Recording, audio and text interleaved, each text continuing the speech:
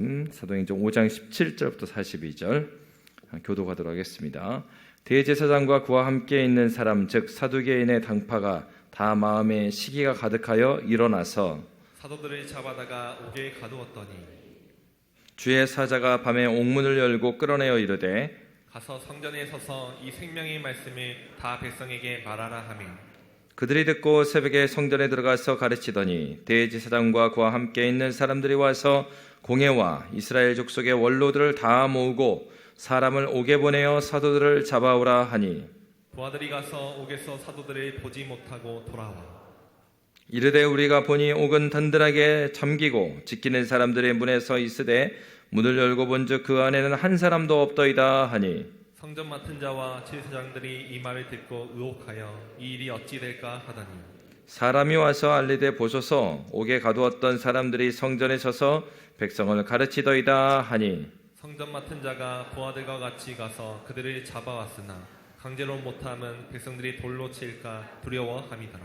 그들을 끌어다가 공회 앞에 세우니 대제사장이 물어 이르되 우리가 이 이름으로 사람을 가르치지 말라고 언금하였으되 너희가 너희 가르침을 예루살렘에 가득하게 하니 이 사람의 피를 우리에게로 돌리고자 함이로다.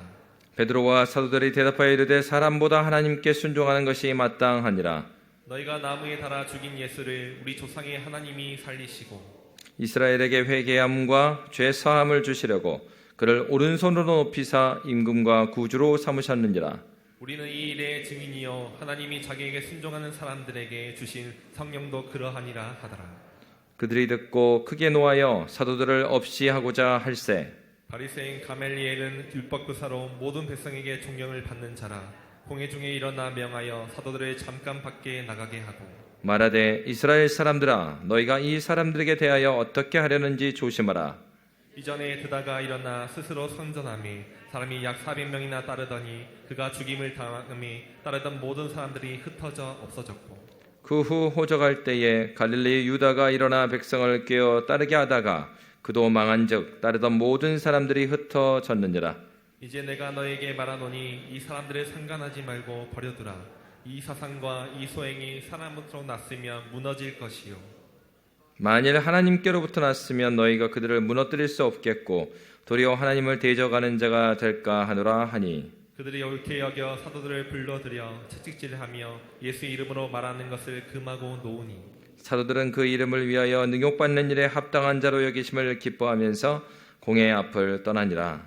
그들이 날마다 성전에 있든지 집에 있든지 예수는 그리스도라고 가르치기와 전도하기를 그치지 아니하니라. 아멘.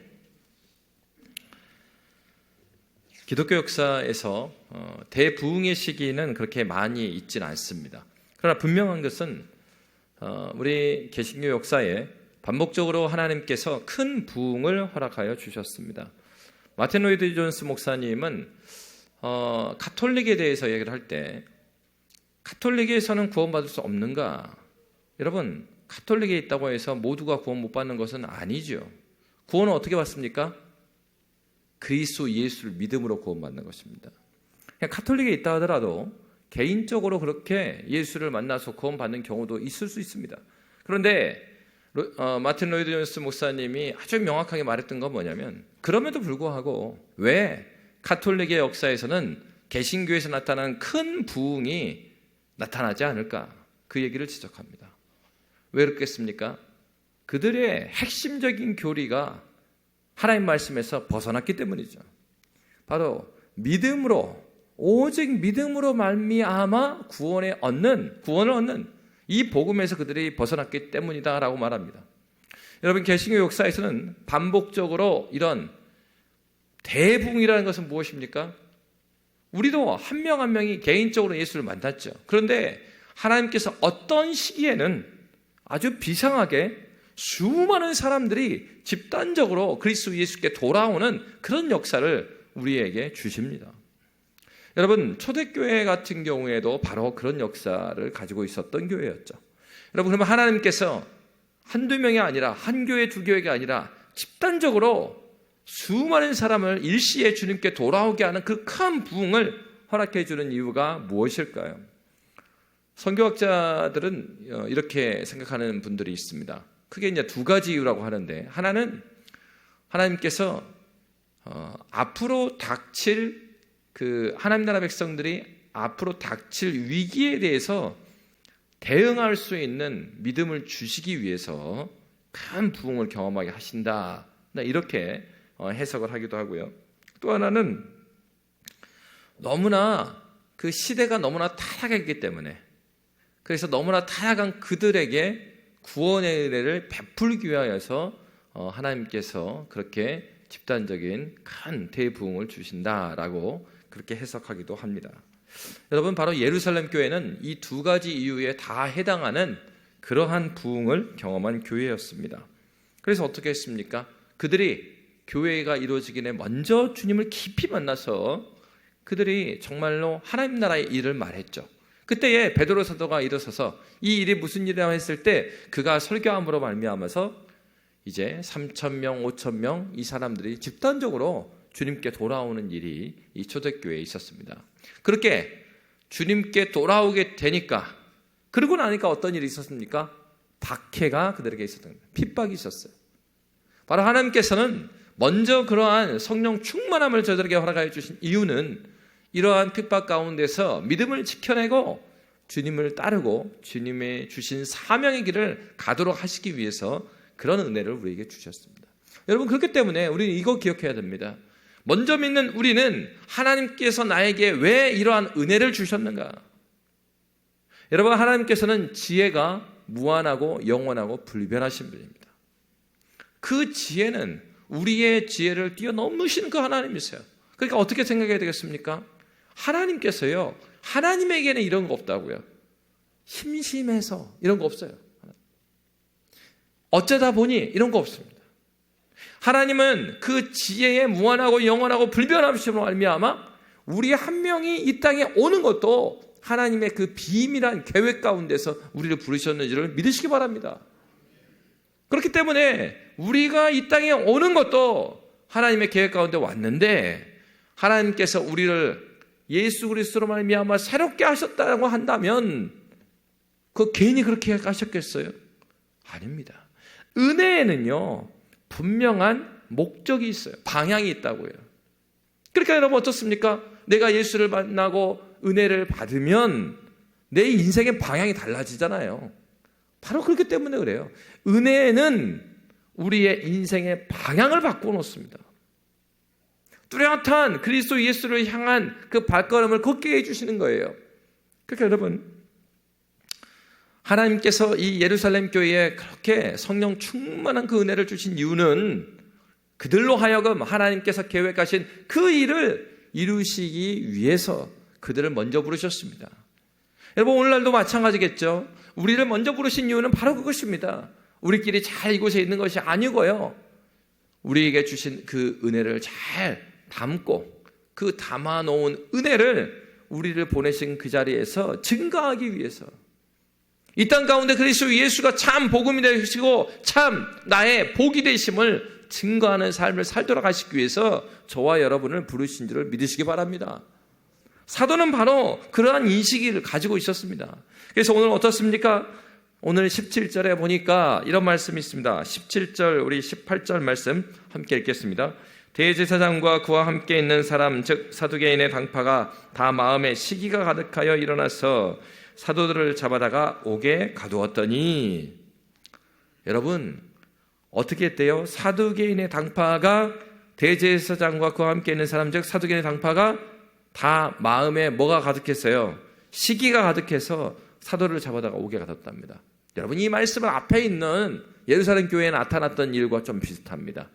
예루살렘 교회 안에서 시기했던 사람이 누구죠? 그 위로의 사람이고, 그리고 그렇게 너그러운 사람이라고 알려져 있는, 권위의 사람이라고 알려져 있는 바나바가 그렇게 사람들에게 많은 것들을 베풀었잖아요. 그러니까 어떻게 해요? 자기들도 그렇게 하고 싶어서 아나니아와 삽비라가 바나바를 시기하여서 그 하나님을 속이는, 성령을 속이는 그런 일이 있어요. 바로 지금 비슷합니다. 지금 누가 누구를 시기하는 것입니까? 하나님께서 주님 나라의 일을 행하라고 먼저 부르셨던 대제사장과 그와 함께 하는 그 사람들, 사두개인들, 유대인들을 먼저 불렀죠. 그 유대인들 왜 불렀습니까? 부르심의 목적이 있다니까요. 근데 끝까지 그들이 부르시는 목적대로 살지 않아요. 그러니까 어떻게 합니까? 하나님께서 촛대로 옮기신 거예요. 주님을 따르고 주님을 아는 자들로. 여러분 로마서의 말씀에 보면요, 바울 사도가 눈물을 흘리면서 적는 말씀이 있습니다. 내가 내 동족을 생각하면 눈물을 흘리지 않을 수 없다. 왜요? 자기 동족이 누군데요? 유대인들입니다. 그런데 로마서는 누구한테 썼습니까? 로마 교회에다 썼거든요. 로마 교회는 이방인 중심의 교회였어요. 유대인들이 일부 있었으나 로마의 네로 황제가 이제 나타나면서 이 유대인들을 다 쫓아내게 됩니다. 그러니까 유대인 그리스도인들은 모두 쫓겨나고 결국 남아 있었던 사람들이 이방인 그리스도인들이었어요. 그러니까 로마 교회의 주축이 초기에는 유대인들이었으나 나중에는요 이방인 그리스도인이 됩니다. 근데 그들에게 하는 얘기가 자기 동족 유대인을 생각하면 눈물이 나는 거예요. 지금도 유대인이 구원받기를 원한다고 말합니다. 근데 어떤 얘기를 하냐면 하나님께서 유대인을 먼저 불렀는데 그들이 복음을 거절하자 하나님께서 그 촛대를 누구한테 옮겨요? 이방인들에게 옮겼다. 이렇게 말해요. 여러분 그렇습니다. 먼저 믿는 우리가 하나님의 말씀과 하나님의 뜻에 맞추어서 그 사명 감당하지 않으면 하나님께서는요 촛대를 옮기십니다. 왜요? 지금도 허다한 들판에 주님을 알지 못하고 구원받을 영혼들이 너무나 많은데 그거 감당하지 않는 거예요. 주님께서 주시는 자원들을, 주님께서 주신 시간을, 주님께서 주신 물질을 자기들 잘 먹고 잘 사는 데만 쓰는 거예요. 누가 그랬어요? 유대인들이 그랬습니다. 바로 그러자 우리 주님은 하나님 말씀에 순복하고 그 말씀에 믿음으로 반응하는 사람들을 부르시는 거죠. 그러니까 여러분 우리가 어떠한 삶을 살아야 되겠습니까? 우리를 왜 하나님께서 부르셨는가? 이 자리에 먼저 부르신 이유가 나를 더 먼저 믿게 하신 이유가 무엇인가? 여러분 가정 가운데 내가 먼저 홀로 믿고 있다고 그러면 그것은 분명한 하나님의 부르심입니다. 하나님께서 지금 먼저 부르신 거예요. 그 가정에 하나님께서 선교사와 같이 부르실 거예요. 우리 어린 친구들도 혼자서 교회를 다닌다. 그 하나님께서 특별하게 부르신 겁니다. 여러분 그러한 선교사적인 사명은요 특별하게 부르신 부르심이에요. 그 혼자서 부모님이 다 교회 나오기 때문에 나오는 거 그거는 다 하지만은 아무도 다니지 않는데 혼자 다니는 거 그거 특별하게 하나님께서 특별한 계획이 있어서 부르고 계신다는 사실을 믿으시기 바랍니다. 사도는 그것을 알았어요. 나를 부른 이유가 무엇인가를 알았습니다. 그래서 오늘 본문에 보면요 바로 이렇게 복음을 전해서 사람들에게 인기를 누르고 있는 이 사도들을요 시기했습니다. 시기가 가득해서 그들을 감옥에 넣어버립니다. 여러분 성전의 권력자들과 사도들은 기사와 표적을 보고도 그들을 믿는 게 아니라 예수를 믿는 게 아니라 기사와 표적을 보고도 오히려 더 마음이 강팍해져서 가만두지 않게 되었죠. 당시에는 무엇이 진리였어요? 로마 시대니까 힘이 진리였어요. 힘이 세면은 자기가 원하는 데 다 휘두르는 거예요. 그들은 로마로부터 받은 힘이 있었어요. 종교 지도자들이었습니다. 그렇기 때문에 어떻습니까? 그들이 먼저 누구를 죽였죠? 예수를 죽였죠. 그런 다음에 누구도 죽이려고 그래요? 사도들도 죽이려고 합니다. 여러분 어느 시대도 복음의 협조적인 시대는 없었어요. 예수 믿고 사는 것이 쉬운 시대는 아무 데도 없었습니다. 어느 시대도 없었어요. 그런데 우리는 너무 감사해야 합니다. 여러분 지금도요 예수 믿는 것 자체가 불법인 나라가 얼마나 많습니까? 가까운 나라도요 최근에는 어떻게 하는 줄 아십니까? 정부에서 유치원을 사고 있습니다. 이 말이 무슨 말인지 아세요? 그리고 거기는 법적으로 주일학교 아이들 교회를 가는 것 자체가 불법입니다. 유치원을 나라에서 산다라는 의미는 그들이 면밀하게 기독교를 조사를 했거든요. 저 기독교인들은 어떻게 우리에게 동조하지 않고 계속해서 따로 자기들의 그룹을 만드는가? 그리고 왜 교회를 떠나지 않는가? 자세히 관찰해 보니까 아주 어려서부터 성경을 일으키고 말씀을 가르치는 거예요. 아니, 정부에서요, 이제 유치원을 사고 있습니다. 어떻게 하려고요? 유치원 때부터 이제 막 세뇌 교육을 하는 거예요. 복음을 못 듣게 하는 거예요. 어릴 때부터 예수 그리스도를 믿고 말씀 안에 자라는 것이 얼마나 무서운가를 그들이 알아요. 그러니까 오늘날에도 예수 믿는 것이 불법인 나라가 꽤 많습니다. 여러분, 그런 걸로 보면은 우리가 지금 이 한국이라는 나라에 사는 건 너무나 축복받은 거예요. 여러분, 그냥 축복이 이렇게 임했습니까? 우리 믿음의 선배들이 목숨을 걸고 이 신앙을 지켰기 때문에 우리 여기 있는 거죠. 선교사님들이 복음을 전했고 그 복음을 받았던 믿음의 선조들이 이 복음을 위해서 선교사님들이 사명 따라서 저 미국에서부터 온 것처럼 우리 신앙의 선배들이 이 믿음을 따라서 자기의 삶을 내어놓고 헌신했기에 우리 여기 있는 거예요. 여러분, 사도들은 그걸 아는 거예요. 그렇기 때문에 오늘 본문에서 어떻습니까? 그들을 감옥에 집어넣어 버렸어요. 그런데 세상에 할 수 있는 거는 뭐냐? 감옥에 넣는 정도예요. 감옥에는 넣을 수 있지만 그들의 복음의 입술과 복음의 발걸음을 못 막습니다. 여러분, 사도행전에 보면은요, 사도를 감옥에 넣어버렸잖아요. 감옥에서 또 복음을 전해요. 여러분, 바로 아까 말했던 그 나라도 그렇습니다. 정말 그곳에 믿음의 형제들을 많이 알고 있어요. 이 형제들이 얼마나 귀한지 종종 경찰에 불러가지고 이 목사님들을 위협하고 때로는 잡혀서 들어가기도 합니다. 그런데 이 형제들이 말씀에서 나와 있는 것처럼 사도들이 하는 사도의 행전을 그들의 구치소에서 하는 거예요. 그리고 어떻게 하느냐? 저 예수 믿는 놈들은 안 믿는 사람들하고 같은 방에다 넣어놓으면 안 되겠다. 그래가지고 따로 놔요, 따로. 왜? 같이 만들게 하면은 그 방이 다 예수 믿는 사람이 돼버려요. 여러분, 정말 그 땅에 있는 그 성도들의 그 뜨거움은요, 우리의 모습과 너무나 온도 차이가 나요. 제가 홍콩에 있을 때 그 홍콩하고 그 나라하고 불과 고속철을 타고 가면 14분 거리입니다. 14분. 고속철을 타면 14분이면 넘어가요. 근데 이 14분 차이가 이 14분 차이가 신앙에 어마어마한 차이를 줘요. 홍콩에 있는 사람들은 부유하고 잘 사니까요, 누가 와도 움직이지 않습니다. 복음을 너무, 그의 선조들은 복음을 지키기 위해서 열심히 살았는데 더 이상 그런 사람들이 아니에요. 그런데 14분만 올라가도 그들은 복음이 너무 귀해요. 우리 그러잖아요. 유명한 목사님이 와도 우리는 뭐 잘 들으려고 하지 않아요. 근데 그곳은요, 한 번은 그랬어요. 제가 부목사로 사역했을 때 한 지역에 가서 복음을 막 전하고 오는데 거기 은퇴한 전도사님이 선교사를 하면서 기독교 공동체를 만들었거든요.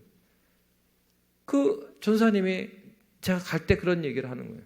목사님 다음에 또 오시라고. 왜요? 뭐 제가 유명한 사람도 아니고 말씀을 잘 전하지도 못하는데. 아니에요. 오히려 전도사님, 부목사님이 너무 좋습니다. 왜요? 전사님, 부목사님은 아는 것이 없으니까 자기의 있는 것을 막 주려고 해. 그런데 유명한 목사님들은요, 어떻게 하냐면 경험이 많기 때문에 딱 그 시간에 알려줄 것만 딱 나가셔요. 근데 거기 있는 분들은 말씀이 너무 귀하니까 부목사님이 왔든 전사님이 왔든 아는 거는 다 가르치고 가요. 처음에 할 때는 강의 한 번만 해주면 됩니다. 가봤더니 한 번이 아니고 몇 시간 동안 앉아서 계속 하는 거예요. 계속. 아이고, 이 레파토리가 다 떨어지는데, 떨어질 때까지. 그러니까 말씀에 대한 사모하며 이 눈빛이 다릅니다. 그래서 그곳에서 신학교 교수님들하고도 같이 가서 강의 나오고 그러는데 신학교 교수님들이 하는 얘기가 그래요. 야, 너무 다르다. 뭐가 달라요? 그 땅에 있는 신학생들하고, 죄송하지만 우리나라 신학생들하고 눈빛이 다르대요. 우리나라 신학생들은 교회를 열심히 섬기고 학교를 오다 보니까 학교에 다 피곤해가지고 그래서 선배 목사님이 신학교 다닐 때 그 선배 목사님의 별명이 슈퍼맨이었대요. 그래서 왜 슈퍼맨입니까? 그러니까 열심히 주일날 사역을 하고 학교에 와가지고 강의 시간에 이렇게 하고 주무시는 거예요. 별명이 슈퍼맨이에요. 정말 열심히 사역을 하지만은요, 그곳에 있는 그 신학생들도 열심히 섬기죠. 근데 말씀에 대한 간절함이 있어요. 작은 거 하나라도 더 배우려고 더 알려주십시오. 더 알려주십시오. 우리나라도 그랬습니다. 우리나라도 목회자가 귀하고 선교사님이 귀하고 그 시절에 말씀을 가르쳐주는 사람이 없으니까 말씀에 대해서 알려고 정말 애를 썼단 말이에요. 여러분, 오늘날 보십시오. 말씀이 너무 많습니다. 유튜브도 너무 많고요. 여러분, 우리가 이걸 돌이켜봐야 돼요. 과연 나는 하나님을 알기를 애쓰고 있는가? 하나님께서 우리를 부르셨는데 하나님의 뜻에 맞춰서 하나님의 영광을 위해서 살아가도록 우리를 부르셨는데 우리는 그 부르심에 맞게 살아가고 있는가? 여러분, 그렇기 때문에 믿음의 형제들이 믿음의 교제를 나누는 것이 중요합니다. 때로는 그러한 땅도 밟아보고요, 그런 지체들과 교제도 해보고, 그러면요 그 생각이 딱 들어요. 야, 나는 너무나 큰 축복을 받고 있구나. 여러분, 사도들의 시대는 핍박이 아주 실제적으로 왔던 그 시대였습니다. 그러나 그들은 어떻게 했습니까? 세상의 힘, 그것은요 그들을 가둘 수는 있었어요. 그러나 그들 복음 증거의 입술을 가둘지는 못했어요. 여러분, 그거죠. 그렇기 때문에 우리가 어떤 생각을 해야 되겠습니까? 사도들에게 있어서는 감옥에 간 것이 좋은 일이 아니죠. 때로는 우리가 그리스도 예수의 말씀대로 살아가려고 했을 때 우리에게 오는 고난이 있습니다. 그래서 어떤 목사님이 이렇게 구분을 하더라고요. 고난과 고생을 좀 구분해서 설명을 했어요.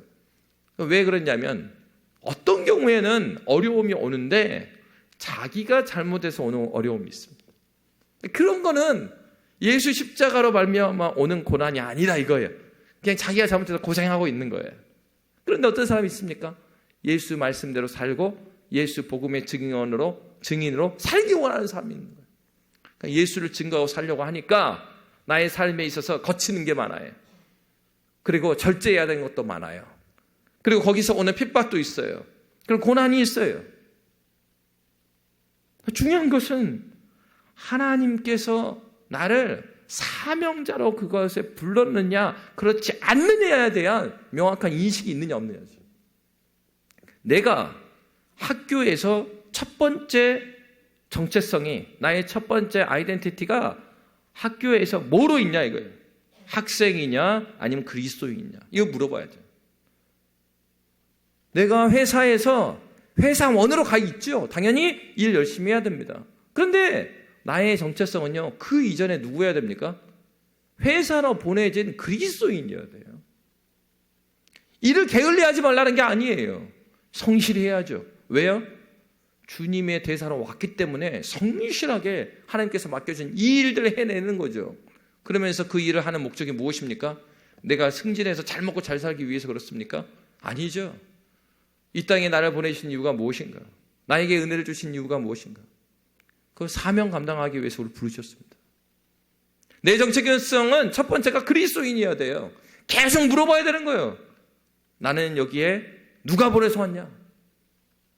이것이 깨져버리면, 내 정체성이 깨지면 그 다음은 다 깨져버립니다. 여러분, 사도는 어떻게 했습니까? 그 핍박을 당해서 감옥에 갇혔습니다. 그런데요, 그 감옥에 갇혀져 있는데 하나님의 사자가 그를 깨웁니다. 그래서요, 감옥에서 빼내주는 거예요. 그러면서 하나님의 사자가 어떤 말씀을 했습니까? 가서 백성들에게 다시 성전에 가갖고 복음 전하랍니다. 여러분, 감옥에 갇히니까 하나님이 빼주신 거잖아요. 근데 하나님이 빼줘놓고 어디로 보냈다고요? 성전으로 보냈어요. 사도들이 어디에서 잡혔는데요? 성전에서 잡혔어요. 여러분, 우리라면 어떤 생각이 들겠습니까? 아예 하나님, 제가 주님의 말씀대로 산다고 하고 사랑하니까 말이에요, 이 어려움이 오던데, 그래서 기도하니 하나님 이 어려움을 풀어줘 놓고 이 문제를 풀어주셔 놓고선 다시 또 어려움으로 가라고 하십니까? 여러분, 그럴 때 있잖아요. 아유, 하나님께 헌신하고 하나님 말씀에 순종해 봐야 좋은 거 하나도 없대. 순종해 봐도 맨날 고생만 하고 당하기만 하고, 아, 목사님 이제 못해요. 맨날 당하기만 하고. 우리 그럴 수 있단 말이에요. 그 사도는 그랬어요. 감옥에 가갖고 풀어줄 때는 언제 쉬고, 풀어줘놓고 다시 성전에 가서 그 일을 하래요. 얼마나 두렵겠습니까? 그런데 사도는 바로 주의 사자가 말씀할 때 바로 성전으로 가갑니다. 그곳에서 복음을 전하죠. 여러분, 그렇습니다. 사도들은 하나님께서 나를 그냥 그렇게 부르시지 않았음을 알고 있었어요. 오늘 성경에 보십시오. 성경에 보니까 대적자들은요, 계속해서 사도를 죽이려고 합니다. 그들의 입을 막으려고 해요. 근데 막을 수가 없어요. 그래서 그들이 사내들은 공회를 모았어요. 이제 재판하려고 그러는 거예요. 재판을 하면서 모여가지고 그들이 이야기합니다. 자, 이제 잡아와라. 재판해야 되겠다. 가보니까 없어요. 깜짝 놀랍니다. 그들에게 나중에 보니까 성전에서 또 복음을 전하고 있는 거예요. 그들을 이제 사내들은 공회로 데려옵니다. 근데 이들의 데려오는 모습이 바뀌어졌어요. 강압적으로 데려오지 못해요.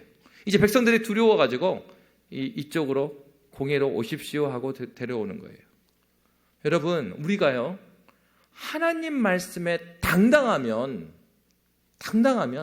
세상도 핍박하는 사람도 그 지점은 건드리지 못하는 지점이 있어요. 예수를 믿는데 어정쩡하게 믿으니까 이렇게 보이는 거예요. 아, 쟤도 처음에 여러분 그렇습니다. 회사에 가든지 어디를 가든지 처음에 안 믿는 사람들이요, 시험해 본다고요. 너는 믿음이 어느 정도인가 보자 그러시. 저도 회사 들어가니까 그러더라고요. 처음에는 굉장히 무서웠어요. 뭐 술자리 가도 무섭고 막 교회 다닌다고 막 핀잔 주고 그러니까 하는 얘기가 그거예요. 야 임마, 너 임마 너무 티내지 마. 저기 누구 팀장님 있잖아. 어디 교회 장로야. 다 그런 거야 임마. 그런데 몇 달 지나도 통일하게 제가 일도 열심히 하고 타협하지 않고 그러니까요. 나중에는 알아서 자기들 딱 회식 있으면 조성룡이 넌 1차만 식사만 하고 넌 가. 자기들이 알아요. 시험해 본다고요. 근데 그리스도인들 어떻게 해요? 적당히 믿어. 적당히 타협하고 적당히 저기 하는. 그러니까 이 몇 달 후가 되니까 위에 선배가 와서 하는 얘기예요. 야, 후회된다. 크리스찬 선배였어요. 그러니까 뭐가 후회됩니까? 야, 너를 보니까 좀 후회된다. 난 지금 너무 양심이 찔린대. 뭐가 찔립니까? 나 사실 교회 다녀. 아, 교회 다니시냐고. 그럼 열심히 다니신가 봐요. 그러니까 내가 이래봬도 중고등부 교사인데 정말 애들 앞에서 가서 거짓말 하려면 주일마다 너무 힘들어. 너처럼 처음부터 그냥 꿋꿋이 지켜갈 걸. 그래서 지금은 선배들한테 안 통한다 이거예요. 야, 임마 너 옛날에 같이 가고 다 나쁜 짓거리 했으면서 뭘 그렇게 지금 와갖고 교회 다닌 척하고 그러냐고. 그게 너무 괴롭다 이거예요. 믿지 않는 사람도요, 그들이 예수 그리스도가 누구고 그리스도의 십자가가 무엇인지 알지 못해도요, 안 믿는 사람도 얘가 진짜인지 아닌지 안다니까요. 그리고 시험해 봐요. 여러분, 우리의 신앙은 갑자기 걸어다니던 홍길동이가 갑자기 바울이 되고 그렇지 않아요. 우리의 믿음은 자라갑니다. 자라요, 자라. 갑자기 씨가 있는데 뿅! 그런 신앙은 없어요.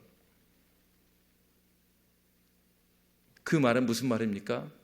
하나님께서 우리에게 내가 느낄 때 핍박이라고 하는가, 예수 말씀대로 살려고 할 때 핍박이라고 생각되는 일들을 마주치게 하신단 말이에요. 그때가 어느 기회입니까? 내가 한 단계 한 단계 자라갈 수 있는 기회입니다. 운동을 해보니까 그러더라고요. 운동 코치 해주시는 선생님이 하는 얘기가 그거예요. 나는 힘들어 죽겠는데 막 이 푸시업을 하고 더 이상 못하겠는데 거기서 앞에서 막 말을 하는 거예요. 그렇죠. 송영 씨, 한 개만 더 하면 됩니다. 한 개 더 했는데, 하나 더. 왜요? 바로 그 힘들 때 한 번 더 해야 그때 근육이 막 탁탁탁 터지면서 그때 근육이 만들어진다 이거예요. 근데 어떻게 해요? 신앙생활하는데 조금 힘들면은 힘들어. 몇 개 해놓고서는 못하겠어. 그러니까 어떻게 됩니까? 신앙의 근육이 안 만들어지는 거예요. 기도해보고 여러분, 그럼 당연히 특세를 안 하다가 막 기도하면은 3일쯤 되니까 굉장히 피곤하시죠? 그 당연한 건 당연한 거예요.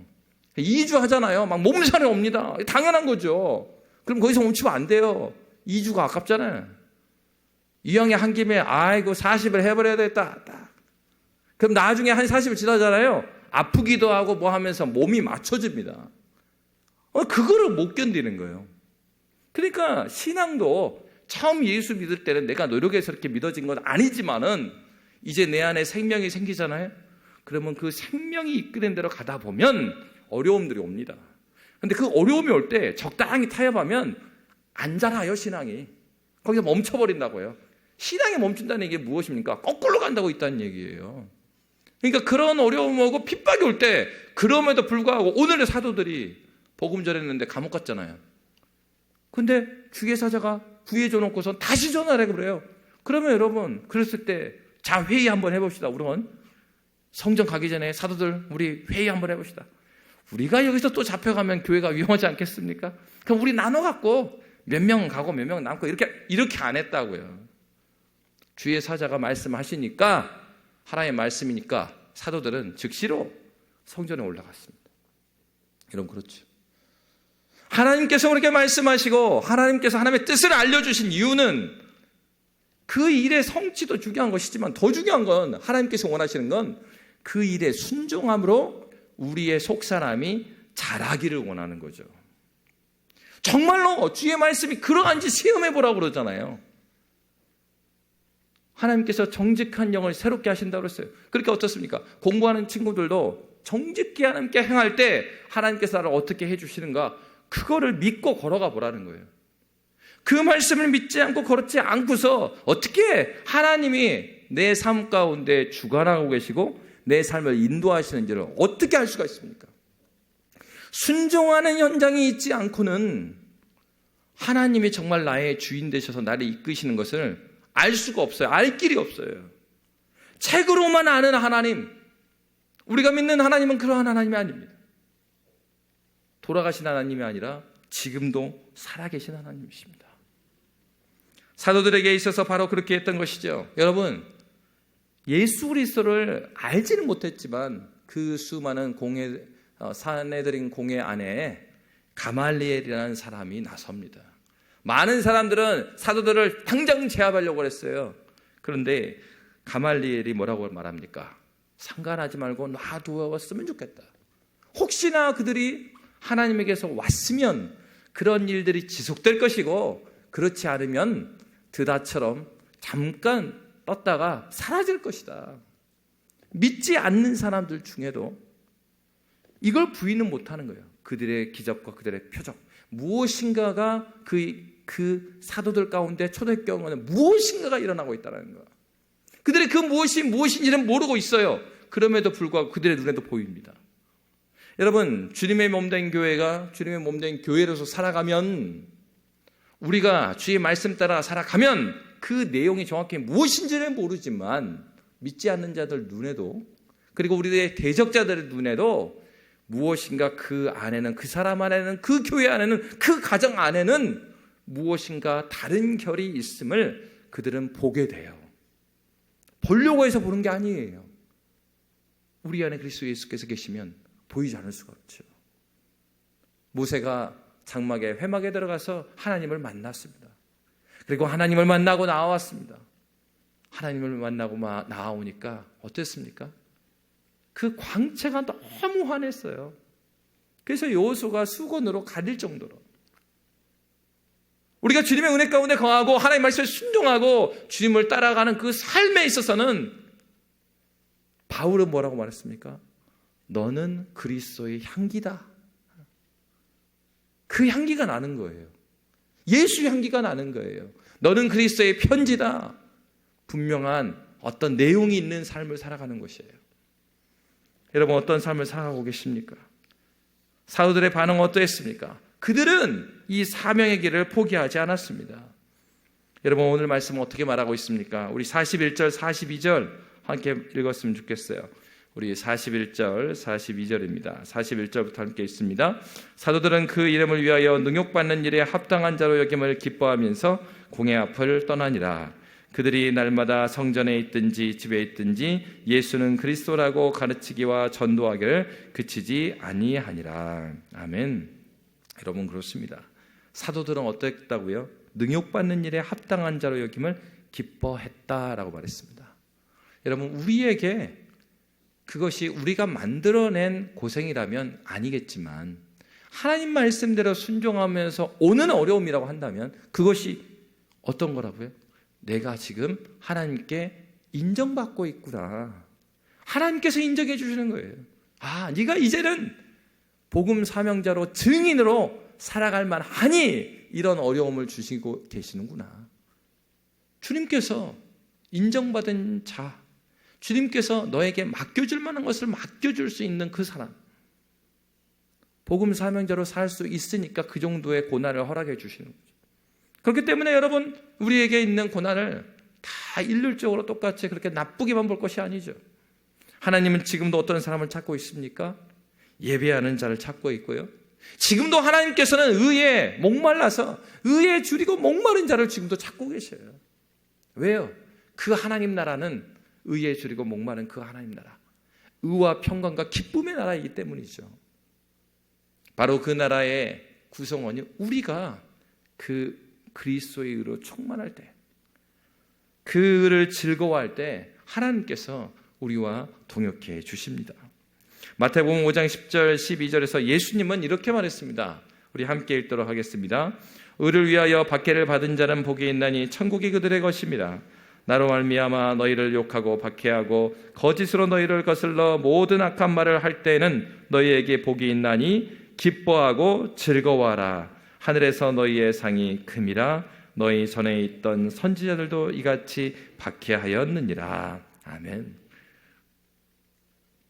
예수님만 그렇게 말씀하신 것이 아니고 야고보 사도도 이렇게 말합니다. 야고보서 1장 12절입니다. 함께 있습니다. 시험을 참는 자는 복이 있나니 이는 시련을 견디어낸 자가 주께서 자기를 사랑하는 자들에게 약속하신 생명의 면류관을 얻을 것이기 때문이라. 아멘. 그렇습니다. 사도들은 어떻게 살아갔습니까? 42절에 그들이 날마다 성전에 있든지 집에 있든지 예수는 그리스도라고 가르치기와 전도하기를 그치지 아니하니라. 아멘. 주님께서 우리를 그렇게 부르셨습니다. 여러분, 주의 말씀을 사랑하십니까? 그 말씀을 사랑한 대로 어디에 있든지 예수는 그리스도라고 가르치고 전도하기에 힘쓰고 계십니까? 바로 우리가 살아가는 삶은 바로 이것을 위해서 살아가는 것입니다. 우리 자신이 주님을 더 깊이 더 넓이 그렇게 알아가고 우리 자녀들에게 그 복음을 전하고 우리 주변에 있는 자들에게 예수가 살아계심을 증언하는 삶, 그것이 그리스도인들의 첫째 되는 부르심입니다. 저와 여러분이, 우리 가정, 우리 교회가 그러한 사명 감당하는 믿음의 교회 되시기를 주의 이름으로 축원합니다.